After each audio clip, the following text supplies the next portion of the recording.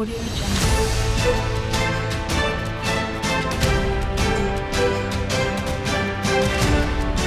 Audio Jungle.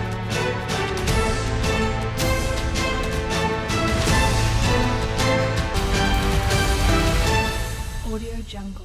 नमस्कार, आप देख रहे हैं टुडे 24 न्यूज। मैं हूं आपके साथ सपना मदेशिया। खबर है उत्तर प्रदेश के देवरिया जिले से। आपको बताते चले कि प्रगतिशील समाजवादी पार्टी के जिला अध्यक्ष व विधान बरहज के घोषित प्रत्याशी गिरेंद्र प्रताप यादव ने अपने कैंप कार्यालय पर प्रेस कॉन्फ्रेंस किया है, जिसमें उन्होंने भाजपा सरकार पर चुनाव को देखते हुए तीनों कृषि कानून को वापस लेने की बात कही है।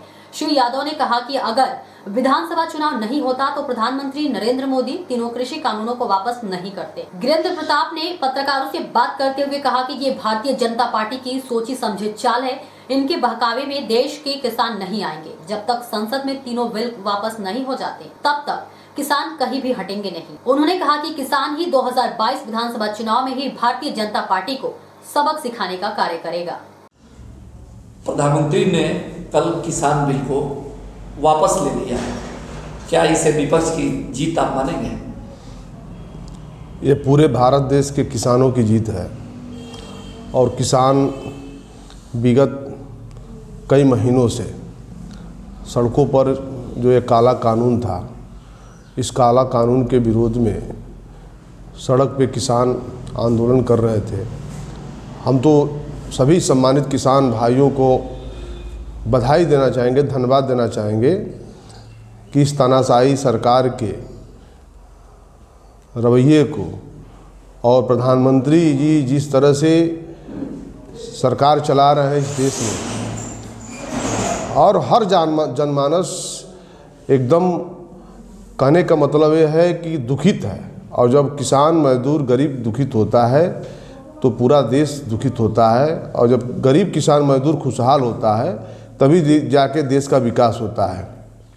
तो हम तो सर्वप्रथम उन किसानों को श्रद्धांजलि देना चाहेंगे जो इस आंदोलन की धार देने के लिए अपनी कुर्बानी दे दिए और इस आंदोलन को सफल बनाए। हम किसान भाइयों को बहुत बहुत बधाई देना चाहेंगे, धन्यवाद देना चाहेंगे। प्रदेश समाजवादी पार्टी के राष्ट्रीय अध्यक्ष शिवपाल सिंह यादव ने काफ़ी जोरदार तरीके से किसानों की आवाज़ उठाई थी। क्या आपको लगता है कि यूपी के चुनाव को देखते हुए सरकार ये दबाव में इस कानून को वापस लिए है? देखिए, जो प्रगतिशील समाजवादी पार्टी के हमारे राष्ट्रीय अध्यक्ष जी हैं माननीय शिवपाल सिंह यादव जी, और हम लोगों के नेता आदरणीय श्री मुलायम सिंह यादव जी हमेशा गरीब किसान मजदूर की लड़ाई लड़े हैं। और 12 अक्टूबर से जब हम लोगों का सामाजिक परिवर्तन रथ यात्रा चलाते, एक हिस्सा था इस किसान आंदोलन का, एक हिस्सा वो भी था। और पूरे प्रदेश में लगभग आधे प्रदेश में हम लोग सामाजिक परिवर्तन रथ यात्रा लेके चले, और उसी का देन है कि अभी ये पूर्वांचल में हम लोग का सामाजिक परिवर्तन रथ यात्रा चला। उसी का देन है कि जनसमूह देखकर भारतीय जनता पार्टी की सरकार बैकफुट पे आ गई और जो किसान बिल था उसको वापस प्रधानमंत्री जी ने ले लिया। और हमारे माननीय शिवपाल सिंह यादव जी का यह एक घोषणा है कि जब हमारी 22 में सरकार आएगी तो किसान मजदूर छात्र नौजवान सभी का सम्मान होगा। घोषित किया है और आप जनता के बीच काफ़ी लोकप्रिय हैं। क्या आपको लगता है कि कौन ऐसी पार्टी है जो आपके मुकाबले आपसे मुकाबला करेगी? यहाँ मुकाबला तो किसी से नहीं है। यहाँ तो खुद बरहज की जनता चुनाव लड़ रही है। जो हम 2017 में चुनाव लड़े थे और जनता जनार्दन के आशीर्वाद से हमने 20,000 वोट पाया, और आज के डेट में 2022 की तैयारी में पूरे बरहज 342 बरहज विधानसभा के हर गांव के जनमानस उतर चुकी है कि किसी तरह से किसान के बेटे को हम लोग विधायक बनाएंगे, एक जिम्मेदारी देंगे। और उसमें सहयोग के रूप में हमारे जो राष्ट्रीय अध्यक्ष जी माननीय शिवपाल सिंह यादव जी हमको आशीर्वाद दे चुके हैं, बरहज विधानसभा का प्रत्याशी भी बना चुके हैं। आप युवाओं में काफ़ी लोकप्रिय हैं, ऐसा क्या कार्य करते हैं जो युवा आपको इतना पसंद करते हैं? देखिए, इस देश की आधी आबादी युवाओं की है और ये युवा आज के डेट में दर दर का भटक रहा है। हम तो हमेशा उस नारे को याद करते हैं, जय जवान जय किसान।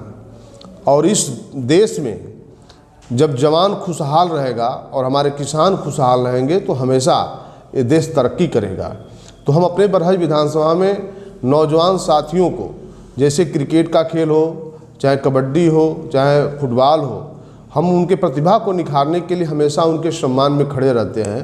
कोई भी नौजवान साथी अगर किसी भी ग्राउंड से फ़ोन कर देता है कि नेताजी आपको आना है, तो हम उसके सम्मान में जाते हैं और हमेशा हम उनको राय भी देते हैं कि जब अपने प्रतिभा को निखारेंगे और प्रदर्शित करेंगे तभी जाके आपका विकास भी होगा। तो इसलिए नौजवान हमारे साथ हमेशा रहता है, उसके सम्मान में हम खड़े रहते हैं।